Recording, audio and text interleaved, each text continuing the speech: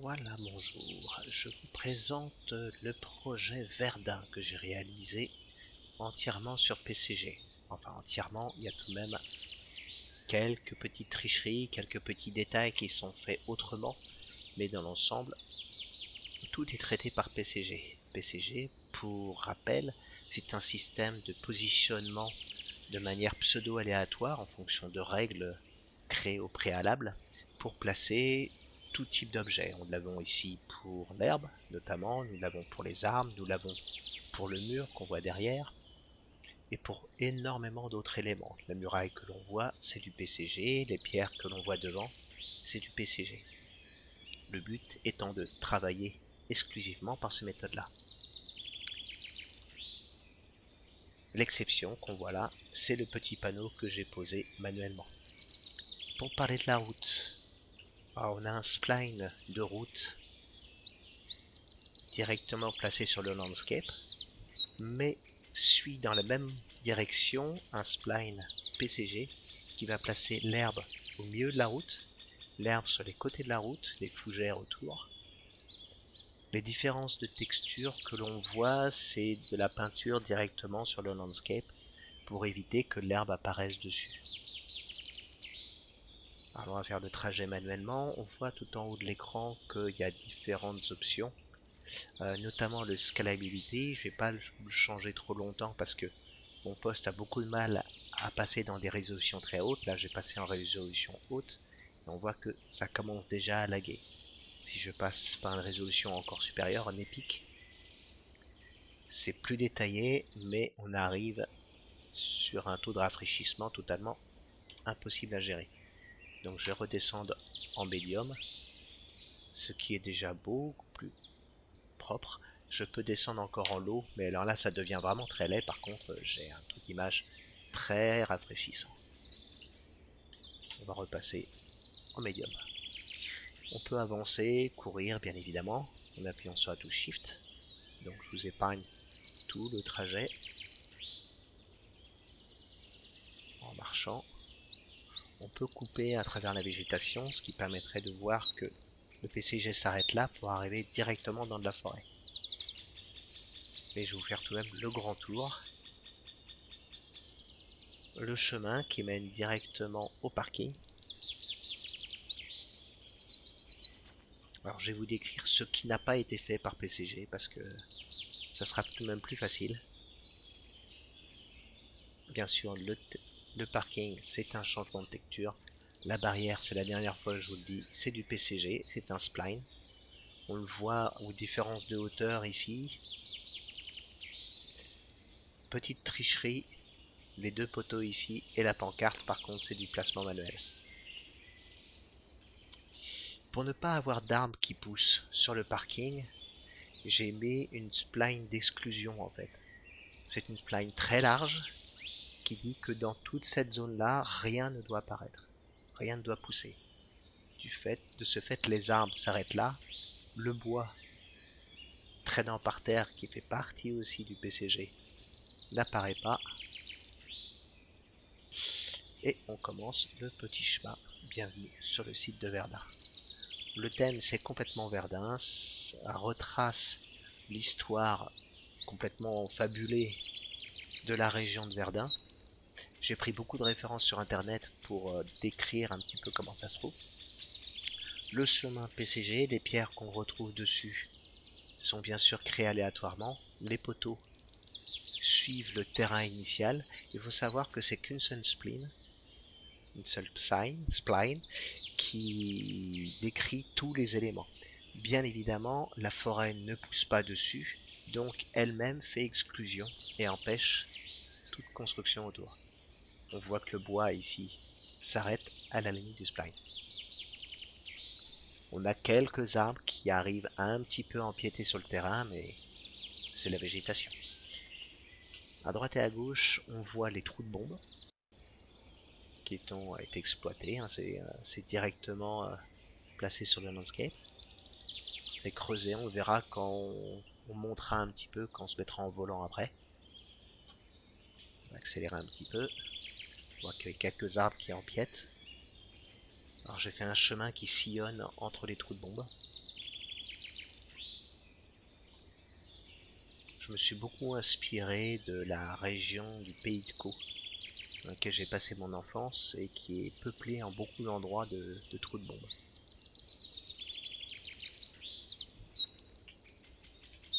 Alors ici, ça peut être une rivière asséchée, n'importe quoi. J'ai pas défini vraiment ce que c'est, mais c'est une grande tranchée ici. Et on arrive sur le premier blocos. Alors, il faut savoir que le blocos a été posé par PCG également. En fait, il n'a pas été posé sur le landscape, il a été attribué une location directement et il est géré entièrement par PCG.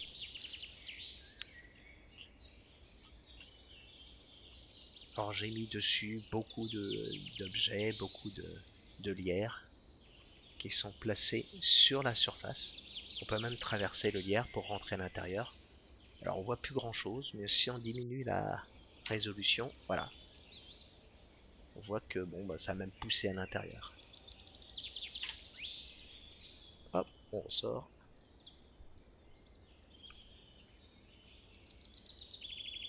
Alors il y a beaucoup de fougères qui font déjà partie du terrain. Ça fait partie de la texture de base du terrain, mais de nombreuses autres ont été posées par PCG. Celle-là par exemple c'est du PCG. Tout ce qu'on voit ici,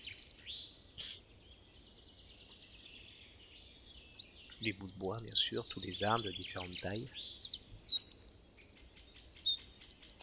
On va revenir sur le terrain, sur le petit chemin, voilà.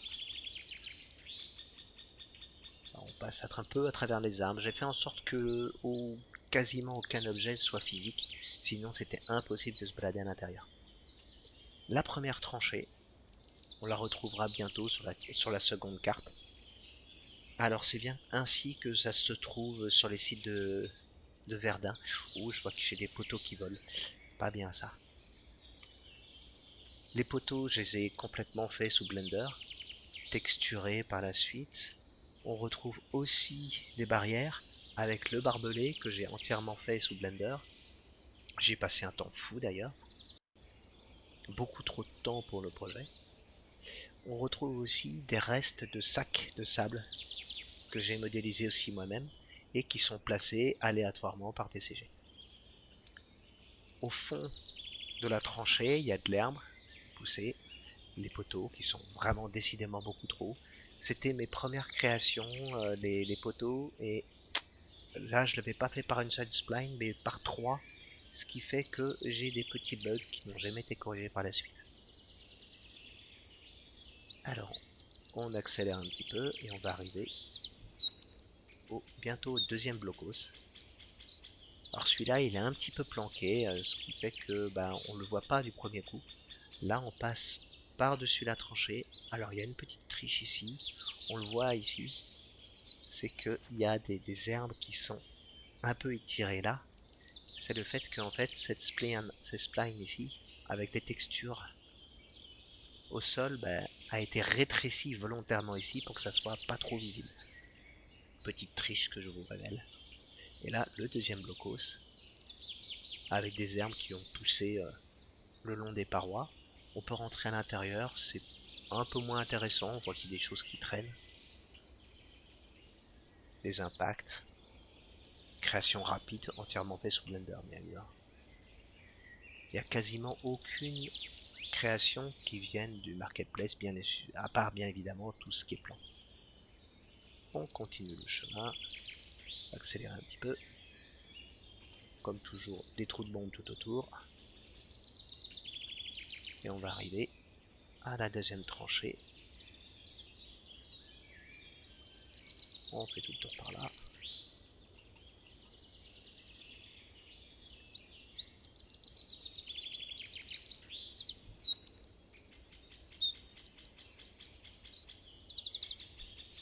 Et on arrive à la deuxième tranchée avec la tôle ondulée que j'ai créée aussi moi-même, avec un peu de mousse par-dessus. La deuxième tranchée, je vous en parle pas plus parce qu'elle est identique à la première. L'aire de pique-nique que j'ai construit avec les panneaux bien sûr. Les tables que j'ai fait dans les derniers jours, histoire d'étoffer un petit peu, entièrement faites à la main.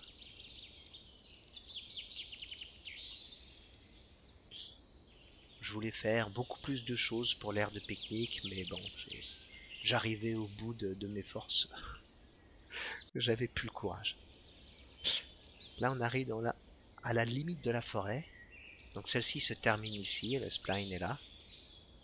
Et on arrive dans la zone de guerre. Alors ici, on a les ruines d'un château fort. Alors, il faut savoir que chaque pierre fait partie réellement du château fort. Je l'ai construit en entier sous Blender. Puis sous Blender, je l'ai démoli. Et j'ai réimporté tout l'ensemble démoli que j'ai noyé dans la végétation ici. Ce qui fait qu'on trouve des pierres qui vont contenir des bords de fenêtres, ce genre de choses. Enfin, si je peux vous en montrer ici. Et on voyage directement dans les pierres. Je suis pas très fier des textures qui sont un petit peu grossières. J'ai pas réussi correctement à faire des textures de pierre. Là, on voit qu'il y a un trou de fenêtre. Et comme ça faisait pas beaucoup, ça faisait pas assez, bah, j'en ai rajouté un petit peu aléatoirement ici. Opération faite dans les derniers jours aussi. Voilà, voilà. Alors, petit détail que j'ai trouvé sur la fin, que j'ai réalisé à la fin, c'est que j'ai mis les ruines plus loin que le château. En fait, le château devait se trouver ici, là où je suis, et en fait, les ruines ont été projetées plus loin.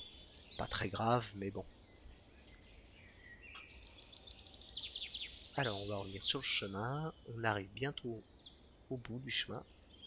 Sur les dernières créations que j'ai faites, qui m'ont demandé énormément de temps. Notamment une chose qu'on a très peu vue dans la démo, qui est l'artillerie. Alors, bien évidemment, les tourelles ont été placées par PCG, hein, elles sont placées par coordonnées.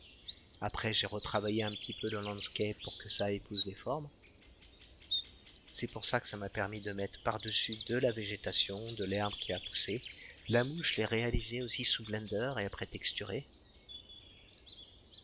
La mitrailleuse, paradoxalement, m'a donné énormément de temps. Notamment cet élément, si je diminue le détail, voilà, avec les trous, m'a demandé toute une soirée. Beaucoup trop de temps passé pour un tout petit détail.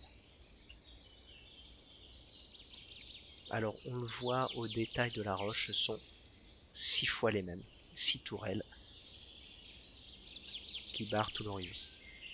Je voulais étoffer un petit peu, mettre un petit peu de choses ici, une zone qui est un peu vide. Mais pareil, j'ai manqué de temps sur la fin et j'ai dû faire des choix. On arrive bientôt à la fin du chemin. On voit que j'ai barré toute la région par des rochers, par des murailles. Je voulais absolument qu'on puisse pas se balader à l'extérieur, sachant que toute cette zone-là prend énormément de poids. On arrive au gros bouton, mais ça, je vous en reparlerai après. Je vais, avant, retourner aller voir l'artillerie, dont je suis pas peu fier. J'y ai passé un temps fou. Une trentaine d'heures, rien qu'elle-même. Entièrement modélisée à la main. Je vais voler un peu pour l'occasion pour pouvoir la montrer par au-dessus. Donc tu as toutes les pièces. On descend ça, voilà. C'est un peu étouffé sous la végétation, mais on verra mieux sur l'autre carte. Alors j'ai rajouté beaucoup de textures de rouille, beaucoup d'éléments ajoutés ici. Donc quelques caches-misères, qui est cette roche-là qui cache en fait le landscape qui déborde à certains endroits. J'en ai rajouté une aussi pour cacher le landscape.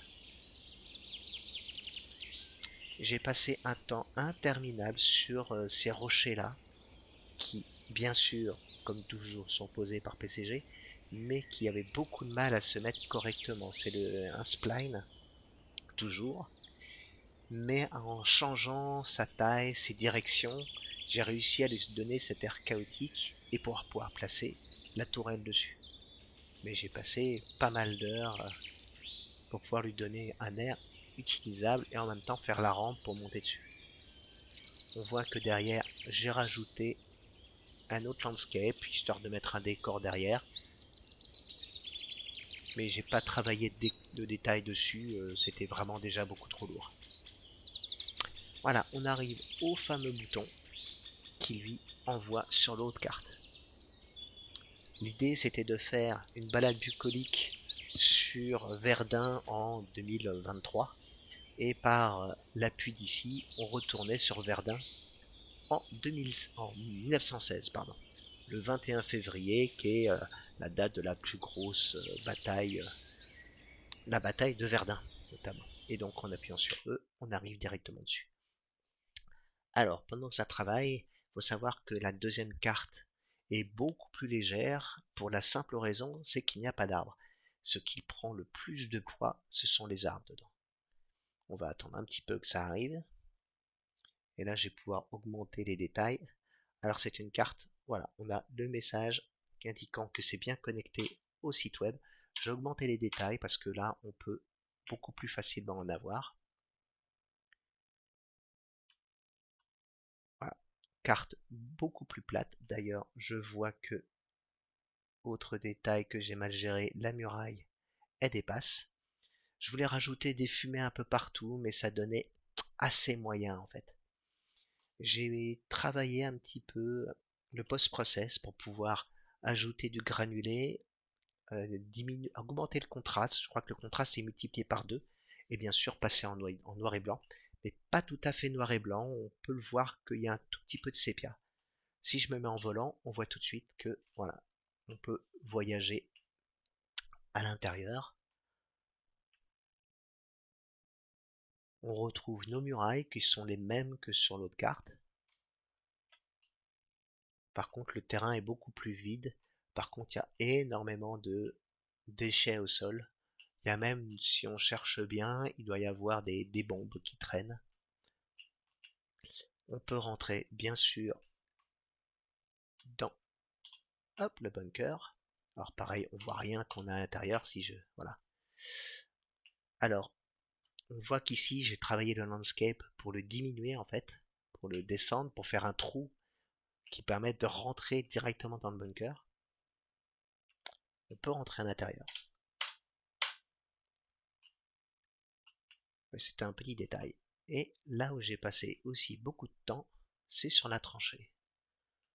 Alors la tranchée est composée d'un seul spline qui va travailler, on va se mettre en couleur histoire de voir bien tout, qui va faire le plancher, qui va faire les poteaux, qui va faire les planches sur les côtés, qui va faire bien évidemment les tôles par au-dessus, les sacs de sable sur les côtés, les poutres également au-dessus, et les tôles ondulées par-dessus, sans bien sûr oublier les fameuses barrières sur les côtés. J'ai rajouté manuellement ce coup-ci des petites échelles pour pouvoir quitter la zone. Alors on verra, j'aurais dû les faire plus larges parce que si on se met en mode bataille, bah, on peut sauter par-dessus alors qu'on ne devrait tout de même pas. Voilà, mais bon, c'est pas très grave. Donc il y a différentes entrées dedans. Il y a cette entrée-là. C'est encore un peu pointu, mais on va retrouver le bunker de tout à l'heure. Il faut savoir que les bunkers sont au même endroit. Le bunker qu'on avait vu la dernière fois, qui était sur une hauteur, bah, ce coup-ci, là, il est en bas. Et on peut bien évidemment rentrer dedans. Alors, on va diminuer un petit peu. Voilà, n'hésitez pour pouvoir voir. Il est toujours aussi vide. Je voulais mettre des détails, mais puis j'ai pas le temps. Pour pouvoir empêcher l'apparition des planches, des poteaux, il y a une spline d'exclusion ici, qui a été un petit peu touchy à mettre, parce qu'il fallait pas que ça enlève le sol. Alors, on va rester comme ça, histoire d'avoir un peu plus de détails. Donc voilà. Alors, le landscape est creusé, bien évidemment, pour pouvoir rentrer, et mis en flatten pour que ça gêne pas trop, que ça déborde pas. On voit qu'ici, il y a tout de même à travers les planches, on voit de la terre qui est derrière. Et voilà, on arrive à l'extrémité d'un côté et l'extrémité de l'autre. On va tourner en volant. Hein. Ah, voilà.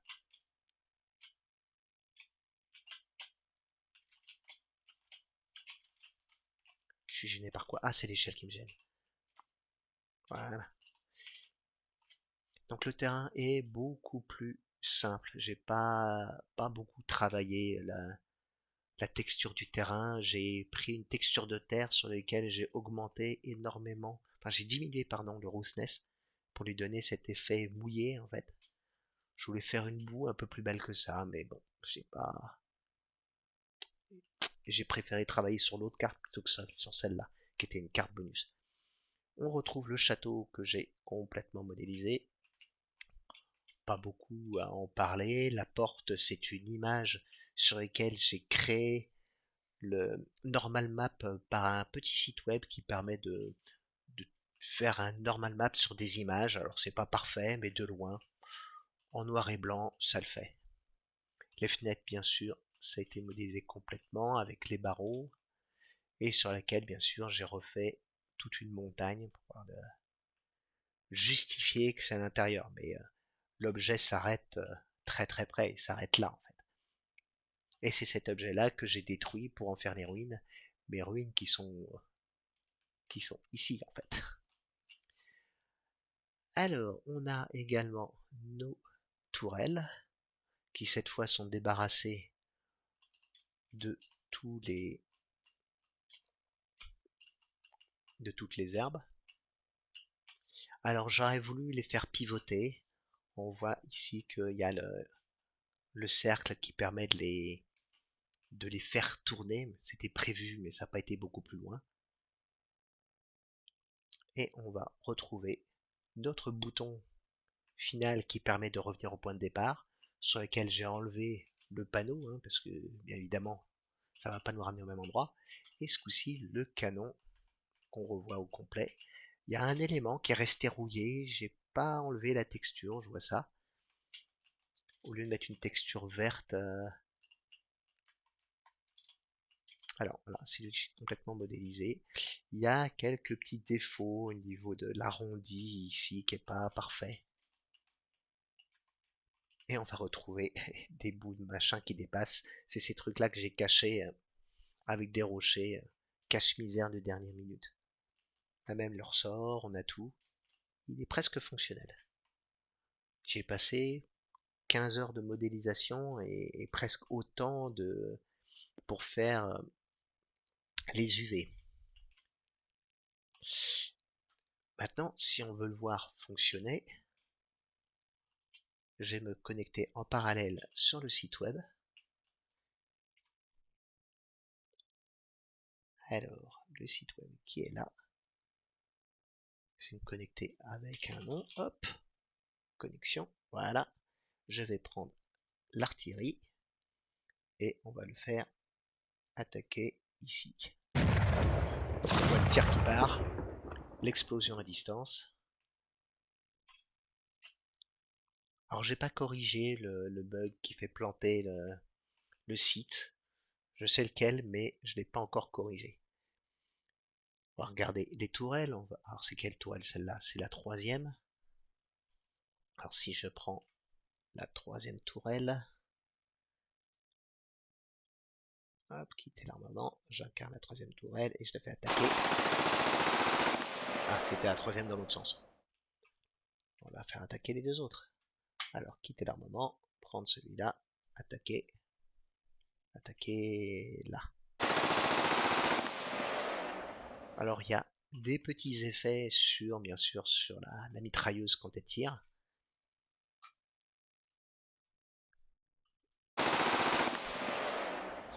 Ouais, qui s'arrête pas à temps. Euh, pour informer, les sons sont vraiment des sons de mitrailleuse. Ça a été repris sur un site qui regorge de sons et ce sont des sons originaux. Les tirs, ce sont juste des sphères énormément allongées avec une texture un peu luminescente. Par contre, je les ai pas fait interagir avec le landscape parce que sinon ils s'arrêtaient beaucoup trop vite et j'espérais que ça puisse quadriller toute la carte.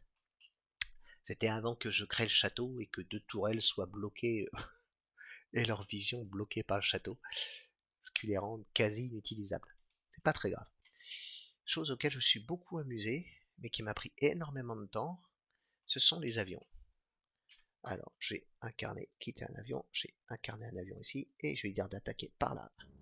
Et là, on le voit arriver. Alors, le son de l'avion, c'est un vrai son d'avion. Les tirs, c'est les vrais tirs, et on a également des traces d'impact. Alors, tout ça, c'était avant que je vois qu'on n'arrive jamais à me toucher avec les tirs, parce qu'ils sont beaucoup trop dispendants, beaucoup trop espacés. L'avion fait beaucoup de bruit, donc je vais pas en lancer beaucoup. Alors j'ai eu de l'aide de Jérémy, mon ancien colocataire, pour le site, parce que j'avais fait déjà la première version du site avec l'authentification. Mais tout le système de tir, je lui ai demandé son aide parce que j'avais pas le temps. Je pense que j'aurais pu le faire moi-même, mais il sait beaucoup mieux faire des sites web que moi, et il m'a permis d'économiser beaucoup de temps. Voilà, voilà. Et ben, j'ai fait le tour.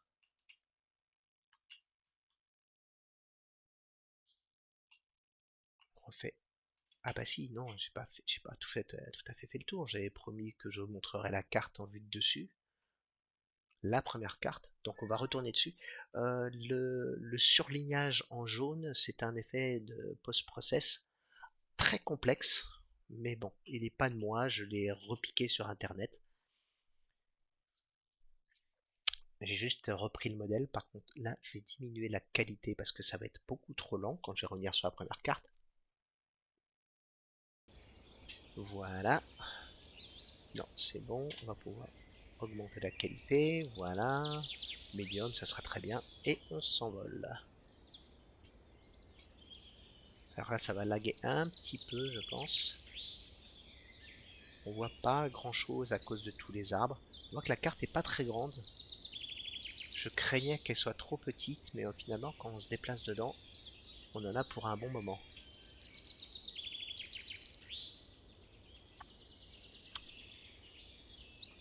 On retrouve notre tranchée vue de dessus. Ah, notre château. La deuxième tranchée en dessous. Et on voit le chemin. On voit bien la démarcation sur le terrain, sur lequel j'ai rajouté justement cette texture de pierre.